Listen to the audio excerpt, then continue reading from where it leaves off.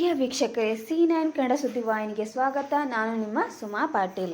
ಗುಲ್ಬರ್ಗ ವಿಶ್ವವಿದ್ಯಾಲಯದ ಹೊರಗುತ್ತಿಗೆದಾರ ನೌಕರರಿಗೆ ಸರ್ಕಾರ ಜಾರಿಗೊಳಿಸಿರುವ ಪರಿಷ್ಕೃತ ವೇತನ ಜಾರಿಗೊಳಿಸುವಂತೆ ಆಗ್ರಹಿಸಿ ವಿಶ್ವವಿದ್ಯಾಲಯದ ಹೊರಗುತ್ತಿಗೆದಾರ ನೌಕರರಿಂದ ಪ್ರತಿಭಟನೆ. ಗುಲ್ಬರ್ಗ ವಿಶ್ವವಿದ್ಯಾಲಯದಲ್ಲಿ ಕಳೆದ 10 ಮತ್ತು 15 ಸಿಬ್ಬಂದಿಗಳು ಕಾರ್ಯನಿರ್ವಹಿಸುತ್ತಿದ್ದರು. ಕಳೆದ 2 ವರ್ಷಗಳ ಹಿಂದೆ ಸರ್ಕಾರ ಆದೇಶ ಜಾರಿ ಮಾಡಿ ಪರಿಷ್ಕೃತ ವೇತನ ನೀಡುವಂತೆ ಆದೇಶಿಸಿದರು. ಇಲ್ಲಿಯವರೆಗೂ ಪರಿಷ್ಕೃತ ವೇತನ ದೊರೆತಿಲ್ಲ. ಹೀಗಾಗಿ ಹಲವು ಬಾರಿ ಕುಲಸಚಿವರು ಹಾಗೂ ಕುಲಪತಿಗಳಿಗೆ ಸತತವಾಗಿ ಮನವಿ ಪತ್ರ ಬರೆದರೂ ಪ್ರಯೋಜನವಾಗಿಲ್ಲ. ಸತತವಾಗಿ ಮನವಿ ಮಾಡಿದರೂ ನಮ್ಮ ಮನವಿಗೆ ಯಾವುದೇ ಸ್ಪಂದನೆ ದೊರೆತಿಲ್ಲ. ಇಲ್ಲಿ ಸರ್ಕಾರದ ಆದೇಶ ಇದ್ದರೂ ಜಾರಿಗೊಳಿಸದೆ ಸರ್ಕಾರದ ಆದೇಶಕ್ಕೆ ಕವಡೆ ಕಾಸಿನ ಕಿಮ್ಮತ್ತು ಇಲ್ಲದಂತಾಗಿದೆ. ಹೀಗಾಗಿ ಹೊರಗುತ್ತಿಗೆದಾರರ ನೌಕರರ ಪ್ರತಿಭಟನೆ ಹಾದಿ ತೊಳೆಯಬೇಕಾಗಿದೆ.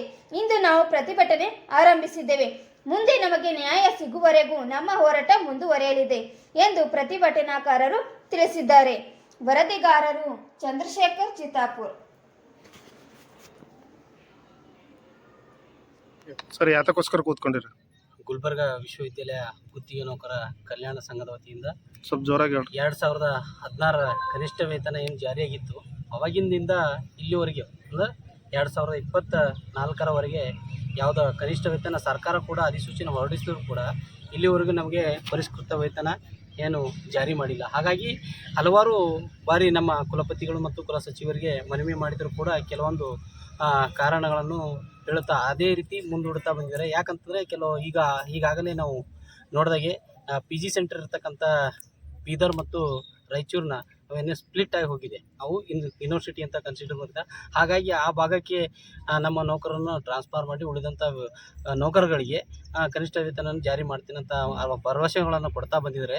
ಹಾಗಾಗಿ ನಾವು ಹಲವಾರು ಬಾರಿ ನಮ್ಮ ಕುಲಪತಿಗಾಗಿರ್ಬೋದು, ಕುಲ ಸಚಿವರಾಗಿರ್ಬೋದು, ಅವರಿಗೆ ಹಲವಾರು ಬಾರಿ ಮನವಿ ಸಲ್ಲಿಸಿದ್ರು ಕೂಡ ಯಾವುದೇ ರೀತಿಯ ಒಂದು ನಮಗೆ ಆಶ್ವಾಸನೆ ಅಥವಾ ಭರವಸೆಗಳನ್ನು ನೀಡುತ್ತಾನೆ ಬಂದಿದ್ದ ಹೊರತಾಗಿ ಇಲ್ಲಿವರೆಗೂ 6 ವರ್ಷಗಳಿಂದ ಆದರೂ ಕೂಡ ನಮಗೆ ಯಾವುದೇ ರೀತಿ ಅದಕ್ಕೆ ಪ್ರತಿಫಲ ಸಿಕ್ಕಿಲ್ಲ. ಹಾಗಾಗಿ ಎಷ್ಟು ದಿವಸದಿಂದ ಕೂತ್ಕೊಂಡ್ರಿ? ಈಗ ನಾವು 2 ದಿನದಿಂದ ಸತತವಾಗಿ ಧರಣಿಯಲ್ಲಿ ನಿರತರಾಗಿದ್ದೀವಿ. ಹಾಗಾಗಿ ನಿಮ್ಮ ಕುಲ ಸಚಿವರು ಏನಾದ್ರು ಬಂದು ಭೇಟಿಯಾಗ್ಯಾರಿ? ಈಗಾಗಲೇ ಅವರು ಬಂದು ಭೇಟಿಯಾಗಿದ್ದಾರೆ. ಏನಂತ ಹೇಳಿದಾರೆ? ಈಗ ನಮ್ಮ ಸಿಂಡಿಕೇಟ್ ಸಭೆಯನ್ನು ಮಾಡಿದ್ದಾರೆ. ಅವರು ಒಂದು ಅವರು ಭರವಸೆಯನ್ನು ಕೊಟ್ಟು ಹೋಗಿದ್ದಾರೆ. ಈಗಾಗಲೇ ನಾವು ಏನಂತ ಭರವಸೆ ಕೊಟ್ಟರು? ಈಗ ನಾವು ಏನು ಅಂದ್ಕೊಂಡಿದ್ದೀವಿ, 2016ರಲ್ಲಿ ಏನು ನಮ್ಮದು ಶೆಡ್ಯೂಲ್ನಲ್ಲಿ ಬರ್ತಕ್ಕಂಥ ಏನು ಕನಿಷ್ಠ ವೇತನ ಜಾರಿ ಮಾಡಿ ಅಂತ ಹೇಳಿದಾಗ ಆವಾಗ 2018 ಮತ್ತು 19 ತುಟಿ ಭತ್ಯೆಯನ್ನು ಸೇರಿಸಿ ನಮಗೆ 19ರಲ್ಲಿ ಕನಿಷ್ಠ ವೇತನ ಜಾರಿ ಮಾಡಿದರು. ಅದನ್ನು ಅಲ್ಲ, ನಿಮ್ಮ ಕುಲ ಸಚಿವರು ಬಂದು ನಿಮಗೆ ಏನಂತ ಭರವಸೆ ಕೊಟ್ಟರು?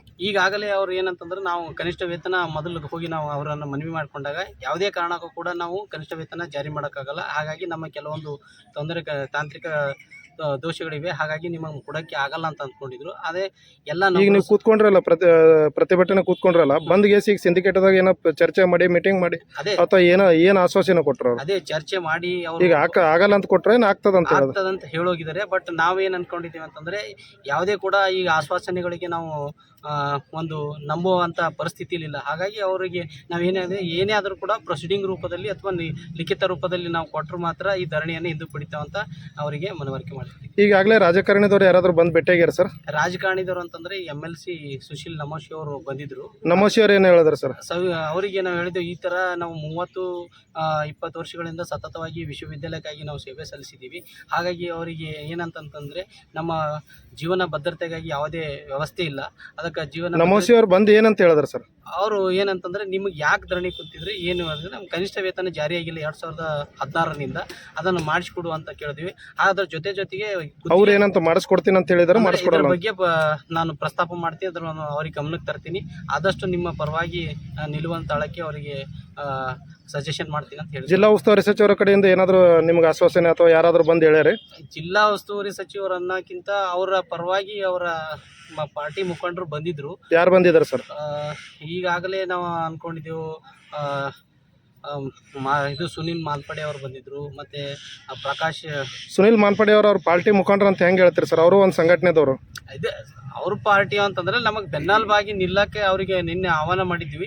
ಆ ಸರ್ಕಾರದ ಜೊತೆಗೆ ಅವ್ರು ಮಾತಾಡಿ ಏನಾದರೂ ನಾವು ನಿಮ್ಗೆ ಬೆಂಬಲ ಸೂಚಿಸಕ್ಕೆ ಆಗ್ತದೆ ಏನಂತಂದಾಗ ಅವ್ರು ಒಂದು ಕರೆ ಮಾಡಿ ಅವರಿಗೆ ತಿಳಿಸಿದ್ದಾರೆ ಈ ಥರ ವಿಷಯನ. ನೀವು ಜಿಲ್ಲಾ ಉಸ್ತುವಾರಿ ಸಚಿವರಿಗೆ ಏನಾದರೂ ಕಾಂಟ್ಯಾಕ್ಟ್ ಮಾಡಕ್ಕೆ ನೋಡಿದ್ರಿ?